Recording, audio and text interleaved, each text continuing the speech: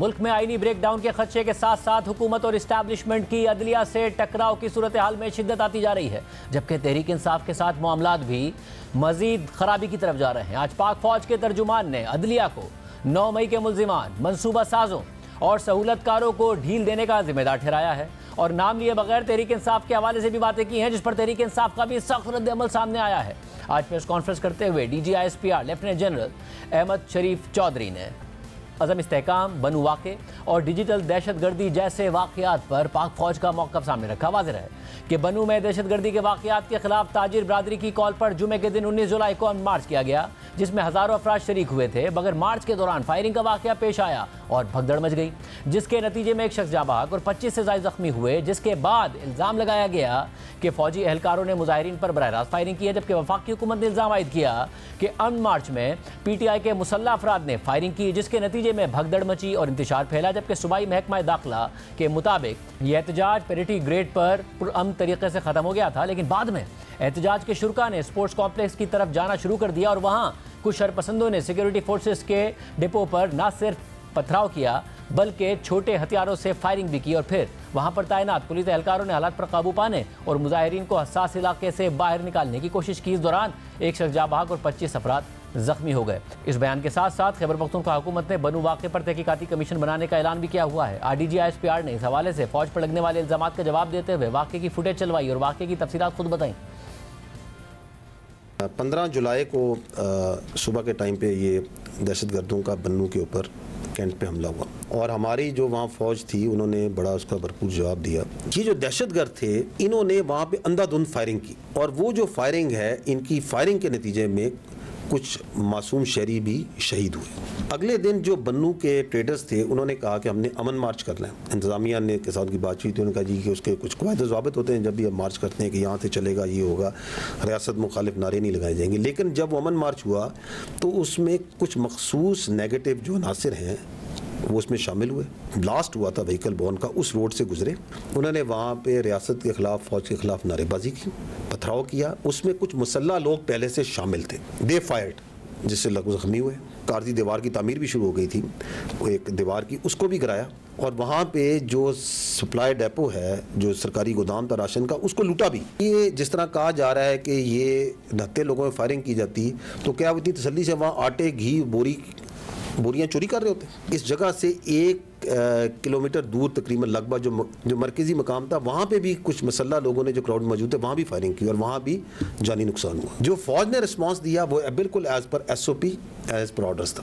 9 مئی کا واقعہ ہوا تو مخصوص ایک سیاسی گروہ نے، ایک انتشاری ٹولے نے یہ بات چیت کرنی شروع کر دی، پروپیگنڈا کرنا شروع کر دیا کہ جی فوج نے ان کو روکا کیوں نہیں، ان کو گولی مار دیتے۔ چونکہ انہوں نے گولی نہیں ماری، اس کا مطلب ہے انہوں نے خود ان کو لے کے آئے۔ تو فوج کا سسٹم بڑا کلیئر ہے کہ آپ اگر فوجی تنصیبات پہ کسی جگہ پہ کوئی انتشاری ٹورا بلوائی آتا ہے تو پہلے اس کو بڑی کلیئر وارننگ دی جاتی ہے، اگر سٹل وہ آتا ہے تو پھر ایریل فائر کیا جاتا ہے، اگر سٹل وہ نہیں رکتا تو جس طرح پھر اس کے ساتھ ٹریٹ کرنا چاہیے وہ ٹریٹمنٹ ہوگا۔ DGISPR نے بنو واقعے سے متعلق مزید کہا کہ اگر شرپسند آ کر لوگوں کو مارتے ہیں تو ان کو روکنا صوبائی حکومت کی ذمہ داری ہے۔ یہ نہیں سمجھ آتا کہ ایک سیاسی جماعت اپنی ہی صوبائی حکومت کے خلاف احتجاج کیوں کر رہی ہے، جبکہ آپ کا عدالتی نظام 9 مئی کے ملزمان، سہولت کاروں اور منصوبہ سازوں کو ڈھیل دے گا تو ملک میں فسطائیت مزید پھیلے گی۔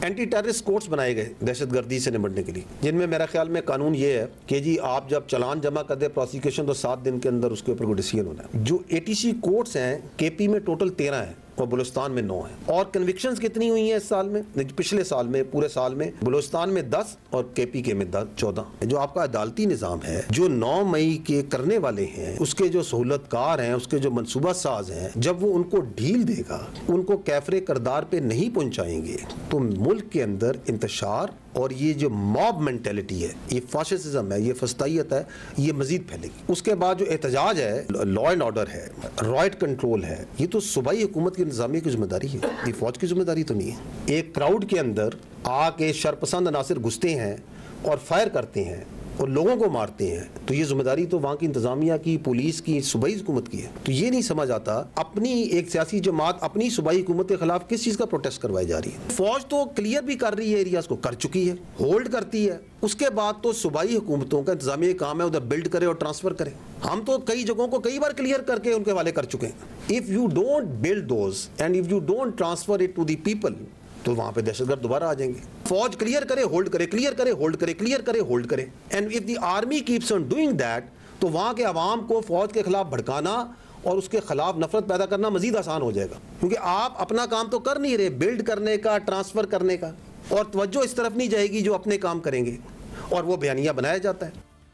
D G S P R کی پریس کانفرنس کا جواب دیتے ہوئے تحریک انصاف کے رہنما اور قومی اسمبلی میں اپوزیشن لیڈر عمر ایوب نے کہا کہ بنو باغ کی انکوائری کے لیے جوڈیشل کمیشن بن رہا ہے. آپ یہ نہیں کر سکتے کہ ایک سیاسی جماعت کو ٹارگٹ کریں. بنو کا حادثہ ہوا، ہمارے لوگ بھی گئے، ہماری ساتھی بھی وہاں پہ گئے مرہم رکھنے کے لیے. ہم نے کیا بات کی؟ ہم نے یہی بات کی کہ اس انسیڈنٹ کا ایک انڈیپینڈنٹ جوڈیشل کمیشن ہونا چاہیے جو بھی بن رہے ہیں، انکوائری کریں، صحیح طریقے سے کریں. آپ یہ نہیں کہہ سکتے ہیں کہ ایک سیاسی پارٹی کو آپ ٹارگٹ کرنا چاہیں کیونکہ آپ اور یہ مسلم لیگ نون اور یہ لوگ پاکستان تحریک انصاف کو فیلڈ میں وہ کچھ کر نہیں سکتے ہیں، تو لہٰذا یہ انہوں نے اوزار بنائے، یہ غلط قوانین کے ساتھ اس کے پیچھے پڑے ہوئے ہیں. D G S P R نے پریس کانفرنس کے دوران ایک اللیگل اسپیکٹرم کی بات کی اور کہا کہ اس اسپیکٹرم کی ضرورت ایک سافٹ اسٹیٹ ہے، اس میں کوئی نظریات نہیں ہے، سب پیسہ ہے.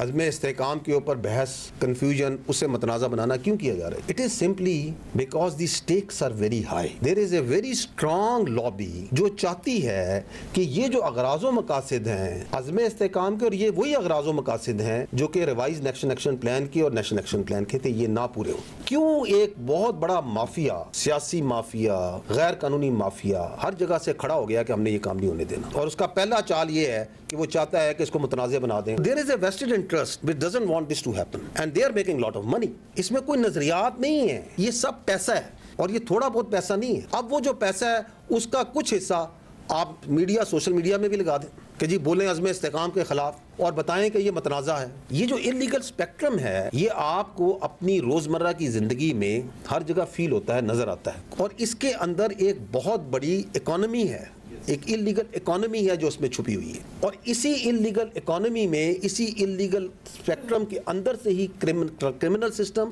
اور دہشت گردی آپریٹ کرتی ہے. میں آپ کو مثالیں دے دیتا ہوں چند. نان کسٹم پیڈ گاڑیاں، NCP وہیکلز لاکھوں کی تعداد میں پاکستان میں موجود ہیں یا نہیں ہیں؟ یہ پارٹ ہے نا اس انلیگل اسپیکٹرم کا. کروڑوں کا، اربوں کا بزنس ہو رہا ہے نا اس کا. انہی نان کسٹم پیڈ گاڑیوں کے اندر ہی دہشت گرد بھی آپریٹ کرتے ہیں. بے نامی پراپرٹیز، بے نامی accounts, are they not part of this illegal spectrum? اگر آپ اس کو برداشت کریں گے تو اس کے اندر پھر دہشت گرد بھی آپریٹ کریں گے. اسمگلنگ، یہ جو بارڈر ہے آپ کا افغانستان کے ساتھ، افغانستان کے 6 ملکوں سے بارڈر لگتے ہیں نا، باقی ملکوں کے ساتھ تو وہ سارے پاسپورٹ پہ جائیں گے، جاتے ہیں. They are normal borders, visa system ہے یا نہیں ہے؟ تو یہ ہمارا بارڈر کیوں کہ یہاں پہ تذکرے پہ، یہاں پہ شناختی کارڈ دکھا کے اندر چلے جائیں؟ اس کو ایک سافٹ بارڈر رکھا جائے کیونکہ وہ انلیگل اسپیکٹرم کو فیسیلیٹیٹ کرتا ہے. ہنڈریڈز آف ملینز روپیہ خالی روزانہ کی بنیاد پہ جو اسمگلنگ ہے وہ اس کی تیل کی اسمگلنگ میں بنائی جاتی ہے. 50-60% انلیگل وہ آپ کا تمباکو سگریٹس بکتے ہیں، اربوں کی اس کے اندر انلیگل مافیا ہے. ری انویگریٹ کی ہوئی ہے نارکوٹکس کے اوپر. ستمبر 2023 سے ہم کوئی 1000 ٹن سے زیادہ منشیات غیر قانونی پکڑ چکے ہیں، لیکن how much is there which is coming from Afghanistan? اس میں بھی اربوں روپیہ ہے. تو یہ جو انلیگل اسپیکٹرم ہے اس کی ایک ریکوائرمنٹ ہے، and that requirement is a soft state. اس کا جواب دیتے ہوئے عمر ایوب نے سوال اٹھایا کہ کیا چاروں صوبوں کے بارڈرز پر پٹواری قلم دوات لے کر کھڑے ہیں؟ عمر ایوب نے اسمگلنگ کے حوالے سے مزید سوالات اٹھائے. آپ بات کرتے ہیں پیٹرولیم کی اسمگلنگ کی، گاڑیوں کی اسمگلنگ کی، نان کسٹم پیڈ گاڑیوں کی، آپ بات کرتے ہیں سگریٹ کی، تمباکو کی اسمگلنگ کی. بڑی اچھی بات. مجھے یہ بتایا جائے کہ پنجاب میں یا سندھ میں پنجاب کے پٹواری وہاں پہ کھڑے ہیں کیا بارڈروں پہ؟ بلوچستان KP میں اور سندھ میں کیا پٹواری وہاں پہ کھڑے ہیں اپنی قلم دوات لے کے اور اپنے رجسٹر لے کے بارڈروں کی حفاظت کے لیے؟ آپ اس چیز پہ آئیں، ہمیں بتائیں کہ یہ پیٹرولیم پروڈکٹس خواتین و حضرات سمگل کیسے ہو رہے ہیں، کیوں ہو رہے ہیں؟ 500 ارب روپے کی آپ کا پیٹرول جو ہے وہ ایران سے سمگل ہو کے پاکستان آتا ہے. کوئی رات کو کوئی مخلوقوں سے پاکستان لاتی ہے. ایک ٹرک پہ جو ہے وہ تقریباً 30 سے 35 لاکھ روپے دیا جاتا ہے، اس پہ پہلے آئیں، اس کو ٹارگٹ کریں۔ آج کی D G I S P R نے بات کی کہ آپ کے اس انلیگل سپیکٹرم میں بے نامی اکاؤنٹس کے بارے میں بات کی، تو آپ کا وزیر اعظم شہباز شریف فارم 47 کا، اس سے جا کے پوچھے نا کہ بھائی جان وہ مقصود چپڑاسی تھا اور 2-3 اور بھی ایسے لوگ تھے جو فوت بھی ہو گئے، اس دنیا سے چلے گئے، فالودے والا، پاپڑ والا، فلانے والا، وہ سارے اس دنیا سے چلے بھی گئے، تو پہلے آغاز تو ادھر سے جائے نا۔ پرائم منسٹر ہاؤس کا ایڈریس تو فلانوں کو پتہ ہے، جا کے پوچھیں، کوسچنر ادھر سامنے سوال نامہ رکھیں اور کہیں کہ جی بے نامی اکاؤنٹس کا آپ ہمیں حساب دیں۔ D G S P R Ahmed Sharif Chaudhry نے آج کی پریس کانفرنس میں پاکستان میں ڈیجیٹل دہشت گردی کا تفصیل سے ذکر کیا اور اس حوالے سے عراق، شام اور لیبیا کی مثالیں دی۔ یہ جو دہشت گرد ہیں، ان کے ساتھ یہ ڈیجیٹل دہشت گرد کیسے ویل سنکرونائز تھے کہ جیسے یہ واقعہ ہوتا ہے تو سوشل میڈیا پہ ایک دم ہنگامہ کھڑا کر دیا جاتا ہے کہ فوج نے سیدھی نہتے لوگوں پہ گولیاں چلا دی۔ پرانی تصویریں، دوسرے ممالک کی بچوں کی تصویریں، زخمی بچوں کی نکال کے لگائی جاتی ہیں کہ یہ دیکھیں جی بنو میں آج یہ بچے کو مار دیا گیا، گولی مار دی گئی۔ لیکن یہ جو ہو رہا ہے یہ ہے ڈیجیٹل دہشت گردی۔ جس طرح ایک ٹیررسٹ ویپن ہتھیار پکڑتا ہے، بم پکڑتا ہے اور اس کے ذریعے اپنی جو ول ہے وہ امپوز کرتا ہے سوسائٹی پہ اور اپنے ارد گرد، یہ ڈیجیٹل ٹیررسٹ موبائل کے ذریعے، کمپیوٹر کے ذریعے، جھوٹ کے ذریعے، پروپیگنڈے کے ذریعے، فیک نیوز کے ذریعے اضطراب پھیلا کے اپنی ول امپوز کرتا ہے۔ تو they are both doing the same thing. Digital دہشت گرد کا تو کبھی کبھار پتہ ہی نہیں ہوتا کہ یہ ہے کون، وہ بے نامی اکاؤنٹ ہے، کہاں سے چل رہا ہے، کون سے ملک میں بیٹھا ہوا ہے، پاکستانی ہے یا نہیں ہے، مسلمان ہے یا نہیں ہے، کچھ نہیں پتا۔ دونوں کا ٹارگٹ جو سا ہے وہ فوج ہے۔ جو ڈیجیٹل دہشت گرد ہے اس کو قانون نے روکنا ہے، اس کو مانیٹرنگ نے روکنا ہے، اس کو ریگولیشن نے روکنا ہے، اس کو سزاؤں نے روکنا ہے۔ اس فیک نیوز اور پروپیگنڈا کو پلانے پہ کتنے لوگوں کی جائیدادیں ضبط ہوئی،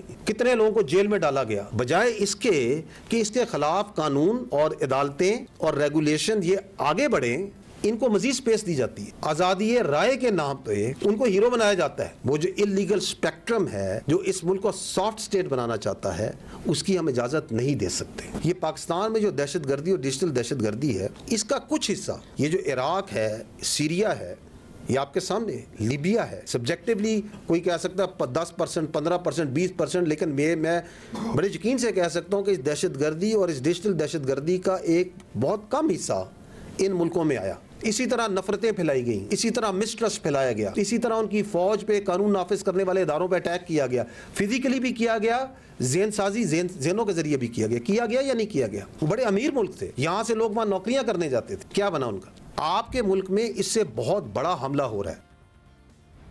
اس کا جواب دیتے ہوئے عمر ایوب نے کہا کہ عراق، شام اور لیبیا میں آمریتیں تھیں، وہ ملک ٹوٹے اسی لیے کہ وہاں پر اظہار رائے کی آزادی نہیں تھی۔